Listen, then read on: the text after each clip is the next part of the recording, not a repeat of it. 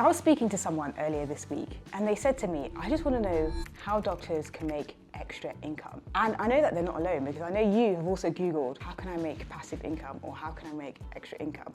And I know that because I've done it too, and a lot of doctors have done it. So this is the video for you if you have done that, because I have spent hundreds of hours and I've spoken to hundreds of doctors. I think I have a pretty good idea of how doctors can leverage their current skills to make income outside of clinical medicine. I know that because I've done it myself, consulting both in the private sector and working within the NHS. So the first one, which is pretty well known, is clinical consulting. When you're in medicine, you spend your time training to become a consultant in a specialty, whether it's anesthesia, surgery, hematology, whatever. And so people call you for consults. Oh, we have this problem, what is your advice? Or what should we do?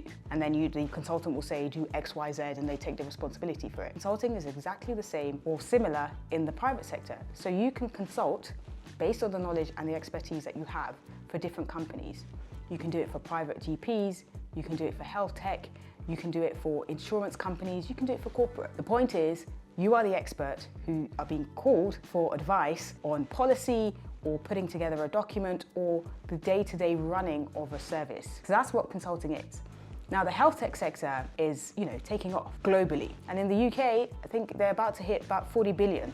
Post-COVID, it's kind of shot up because everything is online, everything is tech, everything is AI. But the know-how of how to actually do things and how to implement things is the missing link. So as a doctor, you can leverage on that knowledge and consult for these different companies. And so the sectors that I would say are probably hot in this, or where you'd have an easier route in, are probably like occupational health, digital online services, and maybe like diagnostics as well is another good one that you could probably consult for, as well as obviously your health techs, and as I've mentioned before. And you can either charge hourly, or you can have an ongoing consulting fee, like a retainer, a monthly retainer, or you can do it project-based and you charge a fee for that. Quick story, I remember the first time that I charged privately for a case, and I felt a bit bad. You don't need to feel bad about charging, it's your expertise. Remember, you've been at medical school for 5-6 years, and then you've trained and you've done your exams and so on and so forth. And so your expertise is just as valuable as the time that you spent in medical school and doing all that training. But back to what we were saying. The second income stream that I think doctors can easily leverage is paid speaking or training. And I've put those together because they kind of overlap. So I myself have been paid to speak at and deliver workshops, and you can do that as an educator. Many doctors have the skill of educating or teaching. And if you don't, then you probably should have, because it's part of GMC, good medical practice. If you do have it, then you can use it as a medical educator. Anyway, like I was saying, you can run workshops, you can be paid to do medical education, you can be paid to speak at conferences, and you can be paid to facilitate at different events. Now, a lot of private companies use medical people in order to do this, or you could set up your own private company yourself. For example, I don't know if you are aware, but everyone needs to become compliant. When you go to a new hospital and there's mandatory training, yeah, and you have to do fire safety again, and you have to do blood, how you get blood from the blood fridge again, manual handling again. In the private sector, the hospital doesn't necessarily have that in-house. And so they pay companies in order to facilitate those sessions. So as a doctor, you're well positioned to be able to create that as a company and be able to charge private hospitals, private staff, people who are working as locums for themselves and are not attached or affiliated to a particular hospital. They have to pay to have them up to date with mandatory training. So that is something that doctors can easily leverage into, and other healthcare workers as well. I don't believe that you necessarily need to be a doctor, but I'm speaking to doctors at the moment. If you're more junior and you don't feel as confident, then you can also do tutoring, you can do exam prep, you can help people who are essentially a few steps behind you.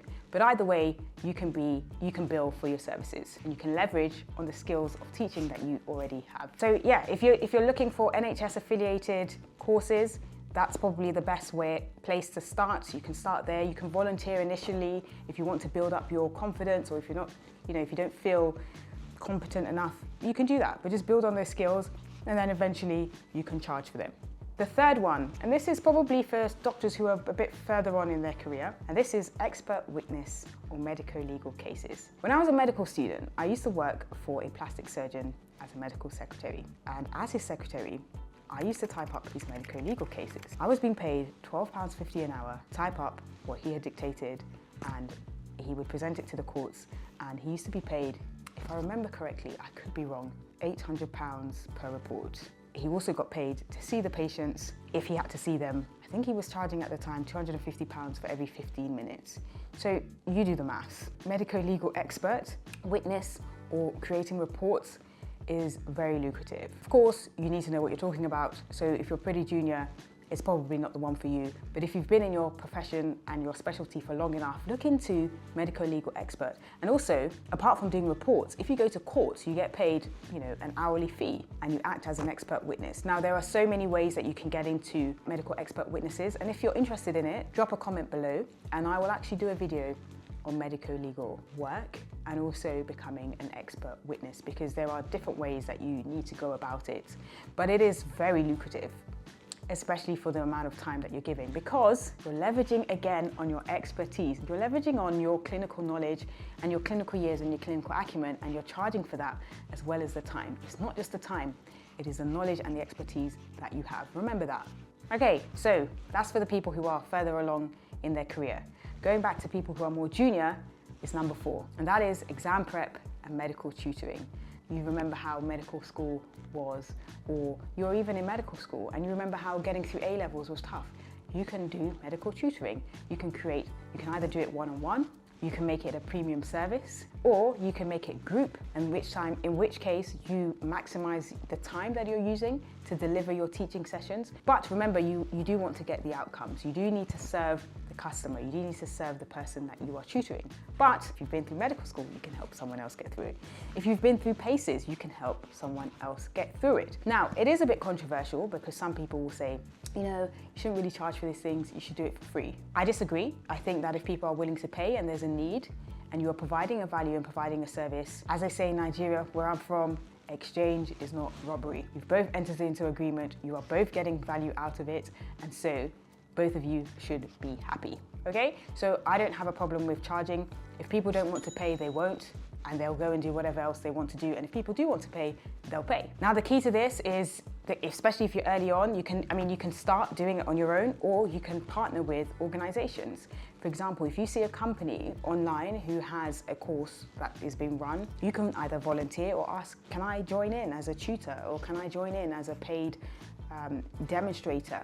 And then by doing that, you build your skills. You might even build some sort of client base as well. Top tip, join in with an organization, or you can launch out by yourself, and if you need help with that, just pop me an email and I will give you the first kind of few steps for how to go about that. Now, the secret here is that you get to decide how much you charge, and you get to decide on your clientele. With any service, there will always be lower end people who will pay the lower price for things, and you need more people to do that, and there will always be people who pay the higher end and want the one-on-one premium exclusive service. I would advise you to go for the premium, but that's just me. You can do whatever you want. The point is, you can use any of the knowledge that you have, whether it's for OSCEs, whether it's for specialties, whether it's even interviewing. I don't know if you've noticed, but there has been an increase in people who coach for interviewing, for consultant jobs, for fellowships, and so on and so forth, because people need help with that, and they've found the gap in the market and they've plugged it with the knowledge that they have. So if you've been going through job interviews, maybe you've gone through 10 interviews and you got the 11th job, guess what? You're better placed to help somebody getting through job interviews than somebody who got it on the first try. So leverage your unfair advantage. And finally, we're at number 5, the 5th one, actually investing in clinical services, such as your GP practices or care homes or children's homes, and so on and so forth. Why is this a good one for doctors to get into? Well, a few reasons. The first reason is you can invest your money and get equity in the business that is cash flowing. You can use the knowledge that you have around things like safeguarding, and around the things like management, and around the flow of how health services operate. But you also use your money to be put into these companies, which are usually either government backed or have governmental need, I know I keep saying this all the time, I'm probably going to do another video on the different services that healthcare providers can provide based on the government. But think about it, aesthetics clinics are popping up everywhere. Everyone is getting Botox, everyone is getting lip fillers. Private GPs are popping up all over the place because nobody can see their GP. Diagnostic labs, people are creating their own private diagnostic labs. These are all services that will be needed. Nursing services, private nursing homes, private children's homes. These are services that are evergreen. So if you invest in them, knowing what you know as a doctor and the inside knowledge you have, because let's be honest, the NHS is crumbling, it's going the wrong direction, which means that private services are going to increase. And to be honest, if you're really in tune with what's going on, it's kind of happened in a stealthily way because private services are already being hired out by the NHS, but they're just calling it the NHS. And so if you have one of these services or if you're invested in one of these services, then guess what? You will essentially benefit from it. Now, again, controversial. Oh, you shouldn't do that and it's not fair and so on and so forth. Look, I don't make the rules. I'm just telling you what works and what doesn't work. So those are the 5 easy income streams that doctors can leverage based on the skills that they already have. So 1 is consulting, 2, medical education, 3, medico-legal work, 4, tutoring, 5, investing equity in brick and mortar services that you know are going to be evergreen and will be needed. Yeah, you're probably wondering, yeah, okay, that's great, but where do I start? Well, I've got good news for you because I have just the thing for you. And of course, like always, it's in the link below, so make sure you download it. And if you haven't already, comment below. If you've never commented on any of my videos, now's the chance. Just comment below. Which of these 5 do you think are probably the best for you? I mean, some are, long-term growth. You want to invest in your equity in a business. If you want something a bit short-term and easy, tutoring is the way to go. That is how doctors build assets and long-term wealth outside of clinical medicine, by leveraging on the skills that they already have.